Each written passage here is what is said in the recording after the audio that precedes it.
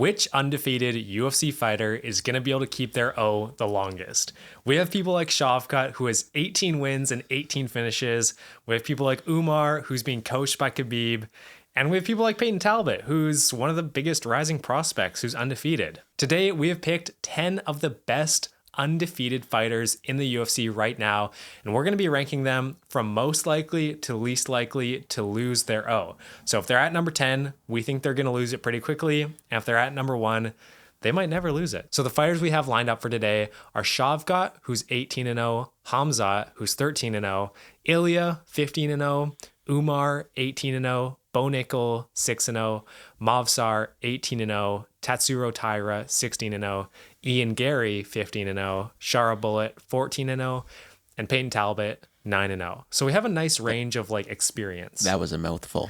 Yeah, that. All right, Dylan, start us off. Who is your number 10 pick, the least likely to keep their O? It's tough getting them in like timeline order. So my number 10 is Ilya Topuria, who is going to lose his O at his next fight at UFC 308 versus Max Holloway. How can you argue with that? I've said a lot of things about the storyline of Max Holloway beating Ilya and then going to beat Volk, but I don't actually believe that Max is gonna win. I think Ilya is gonna win.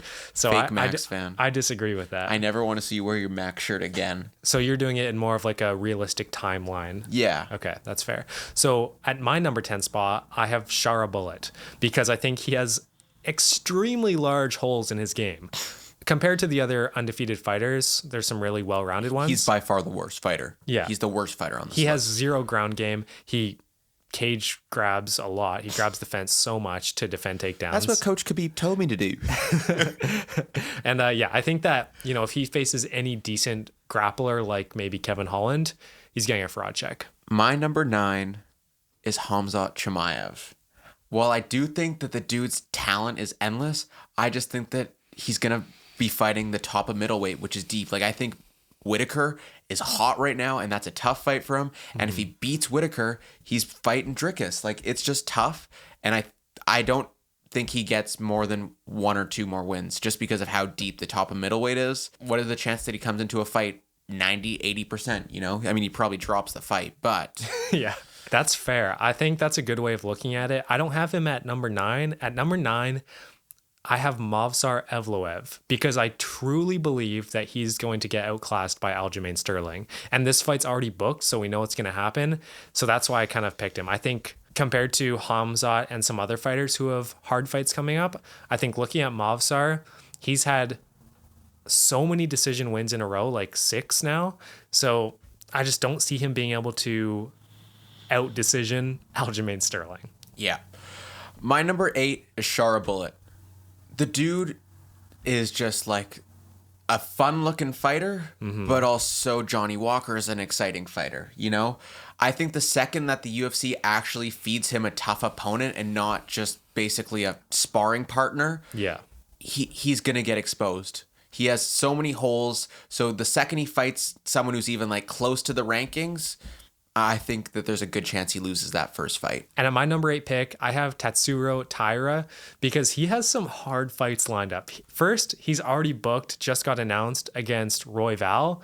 And Roy Val is a really great fighter. He's lost to Pantoja, but other than that, he's really strong.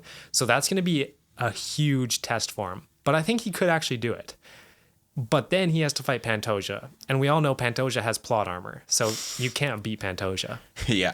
My number 7 pick is Movsar Evloev. Similarly to what you said, I think that Aljamain Sterling is criminally underrated, and that is a tough fight for him. And even if he gets past Sterling, he's fighting at the top of featherweight, which has 3 dogs at the top, and even the fourth and fifth guys like Ortega and Lopez potentially if he gets up there. Like, it's deep at the top of featherweight, and I don't think that he beats more than 1 or 2 of those guys at max. It's annoying because he did beat Diego Lopez in a close fight already, but Diego Lopez is getting better, and he almost got him in a submission a couple times. So there's definitely flaws to be exposed. Exactly. Okay, at my number 7 pick, I have Hamzat Chimaev because he, like Dylan said, he has crazy talent, crazy wrestling, people were calling him the next Khabib, the way that he was going through people. But now we've kind of seen that he's extremely vulnerable to sickness, whether it's health or just the camp that he goes through. Or those gym mats. Yeah, or those gym mats at Khabib's gym. And also, I think that Robert Whittaker beats him. Now, the reason I didn't put him lower is because there is a large chance that he can beat Whittaker, but there's also a large chance that he loses and then kind of just drops off. I wanted to put Khamzat at number 1 for the pure fact there's a chance he never fights again. That's what I was thinking. Like, I was like, is he higher? Because, like, Yeah. what are the chances that this Whittaker fight gets dropped, you know? And then, like, what if he doesn't fight for, like, 3 years, you know? Yeah. And But- everyone's had like 12 fights. But guess what, bro? You don't get that. No, he's losing against Whittaker. The one thing that we do not like on the Dodson Corner podcast is inactivity. Yeah. You know what we also don't like? People who are not subscribed. That's true. 14 subscribers. Maybe by the time this is posted, we'll be at 15 if YouTube will let me create another YouTube account. Please, we are looking for our first non-Dylan subscriber. So, and that segues perfectly into my number 6, who is Tatsuro Taira. I think How does that segue? it just does. It works. I think that Tatsuro Taira, it might be a top 2 or 3 most talented flyweight. I just think there's so much unpredictability in flyweight matches. You know, like it's always close in fights. Like you see a guy like Yeah. Steve Erceg, the number 9 ranked at the time, going to a 3-2 decision against Pantoja. And arguably could have won if he didn't do a takedown. And then the next fight gets KO'd in the first round by Kai Kara France. Like, flyweight is so unpredictable. So I think he has the talent to potentially make it further and keep his O for longer and potentially beat Pantoja. But you never know what can happen in flyweight. Yeah, that's fair. At my number 6 pick, I have Ian Gary. Because welterweight, there's so many good guys at the top. And even though he is undefeated, I don't think he beats a JDM or a Shavkat or a Bilal and maybe not a Leon. Yeah, at my number 5, I have Ian Gary for the pure fact that I think Ian Gary's good, but I think that he's the 3rd best young bloke in welterweight behind Shavkat and JDM.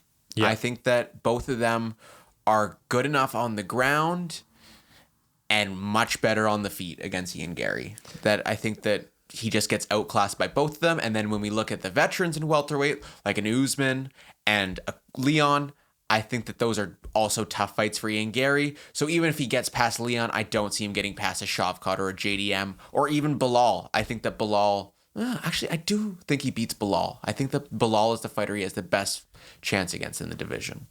That's a hot take.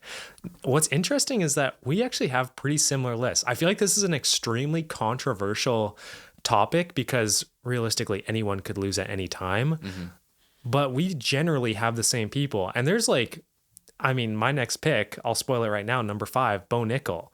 I feel like people might put him way lower, but we both haven't said him People hate Bo Nickel. yet. Yeah. I love Bo Nickel. Really? Yes.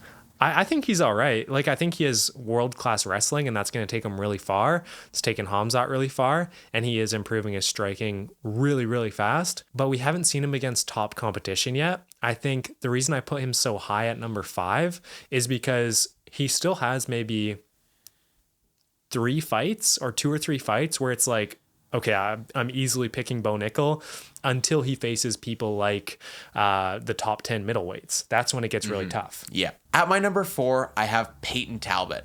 I think that guy has all the talent to become a future champion, and I think he has the marketability to be one of the faces of the UFC. I think he's very similar to a Sean O'Malley, but the only thing is that we just haven't seen a lot out of him, and what I've seen out of the guys ahead of him, I just like a little bit more. Yeah, I actually have Peyton Talbot at my number 4 as well because he's performing extremely well. He looks extremely composed for someone who's so young. I think he might end up being a better version of Sean O'Malley. Ooh, is that a hot take? It might be, but I think he definitely has the potential for it because he was a little bit younger and he looks a bit more composed than when Sean did at his age. So I think the talent is all there. It's like Dylan said, we have literally not seen him face anyone who is ranked or about to be ranked. So it's very hard to say like where he is when they get kind of easier fights. And when he is fighting, he's just destroying people Exactly. 9 seconds into a fight.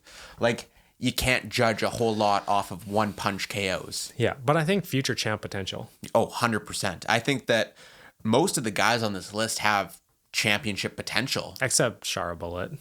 Yo, Sharp Bullet is a fraud. And maybe Evolov. I think that there's just too many young featherweights. Yeah. He'll never beat Ilya. But that leads us into my number 3, which I have Bo Nickel. I am extremely high on Bo Nickel because I think he is an elite wrestler, and the work that guy puts in the gym, his striking has improved drastically since he entered the UFC. Mm-hmm. And I think that he can keep on working on that in his camps because his wrestling is going to always be so elite that if he can just work on his striking every camp, by the time he gets up in 2 years to the top of middleweight, that striking could be good enough to compete for the championship. That's why we see all the Dagestani fighters do so well, is because they have that base of Sambo and they're so dominant in it that they can really focus their training, or at least they're improving in the striking aspect. So we're seeing the same thing with Bo Nickel, and I think you're 100% right. And I think that we're in an era of the UFC where a majority of our champions are elitists at one thing, and that's good enough to get you to the top. You don't have to be these crazy, well-rounded fighters anymore. Yeah. You just have to be elite at one thing, and that'll bring you to the top. That's true. Sad, but true. Yeah. Not sad, because I like seeing Pereira fight. Exactly. But you start to question, like, what is MMA? At number 3, I have Shavkat Rakhmonov. Ooh. Because I mean, he's such a badass to watch him fight. Like, I love watching his finishes. The reason why I don't have him higher at like number 2 or number 1 is because I can definitely see him losing to a bad stylistic matchup like Bilal or JDM. Is that a bad stylistic matchup?